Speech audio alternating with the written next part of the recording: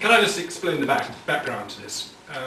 When David Cameron was made leader of the Conservative Party, he set up 6 policy groups on what he considered the key policy areas a future government would need to have policies on and on which he sought advice.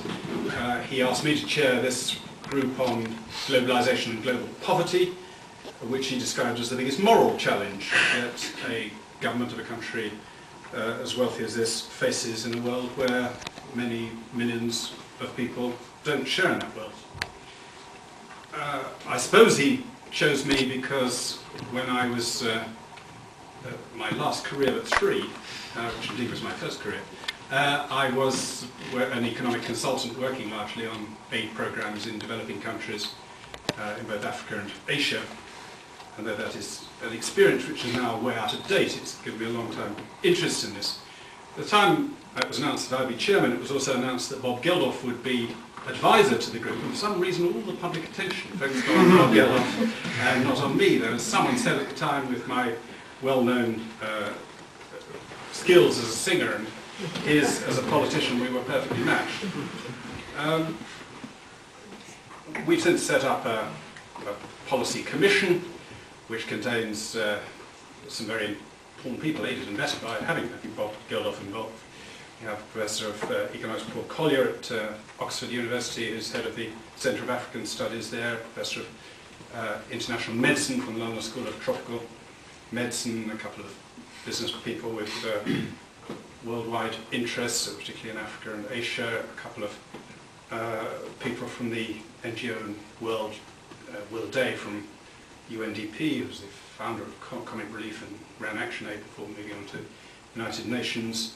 We've got a couple of people from the government. Well, James Rubin, who used to be Assistant Secretary of State under the Clinton administration, and Mike Cook, who used to be the High Commissioner in Uganda, plus a range of people actually running 6 project groups we've got under it. We've gone for having a broad-ranging commission, which is not at all party political. No one would suspect either Bob Geldof or even more James Rubin of being paid-up members of the Conservative Party, because we wanted to adopt a non-ideological, pragmatic approach. And part of the reason for that is that, sadly, the area of aid and development policy is in many ways the last resort of some of the ideologues of this world. On the left, there are people who feel unconstrained by the electoral politics which have rendered their views out of order or unsaleable in the domestic sphere on nationalisation, protection and so on, feel that they can still bash the anti-capitalist drum in the area of aid and development policies. And on the right, you have people of an extreme libertarian, actually anarcho-capitalist disposition who think, again, Africa is a place that they can, or Asia is a place they can experiment with policies which would be totally unsaleable at home, for rationing health by price or entirely privately funded education and that sort of thing. So you've got these rather out-of-touch ideological views warring within an area which provides them, because of the detachment from direct electoral constraints at both the donors and the recipient's end, a chance to indulge in essentially ideological imperialism. And we decided we weren't going down that route. We were going to try and be pragmatic. It's certainly not in the business of scoring points against the government. We approve of and agree with a great deal of what Blair has done, and we're not out to find fault with that. We simply want to find ways of doing it better in future. But we have to acknowledge as a starting point that the record of aid and development policy is disappointing. As the title of this meeting says, $1 trillion has been spent, and where is the growth that one might have anticipated, at least in Africa, Latin America and inland Asia? There's been tremendous success in China, more recently in India, and quite a lot of Southeast Asia, the coastal Asian economies in particular. But that success itself doesn't seem to owe a great deal to aid and transfers of money. So what's been happening? What's the explanation? When people try and do econometric studies to find what the connection between flows of aid and growth are, an awful lot of them show no positive correlation between aid and economic growth, and even some show a negative correlation. The temptation for those of us who are committed, as it were, to the project, who want to see aid succeed and development policy work, is simply to ignore those studies.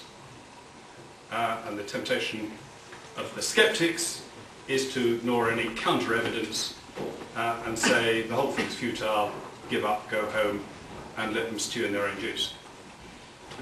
We've tended to say, no, we've got to face up to the disappointing record of aid so far, find out what causes it, what the reasons for it are, and overcome those obstacles that have made aid less successful than one might have hoped. Now, basically, there are two kinds of reasons why aid, foreign aid, transfers of money from the donor countries to the developing countries have been less successful in generating growth than was anticipated. The first type of reason is that the aid was not actually being spent with an intention primarily of generating growth.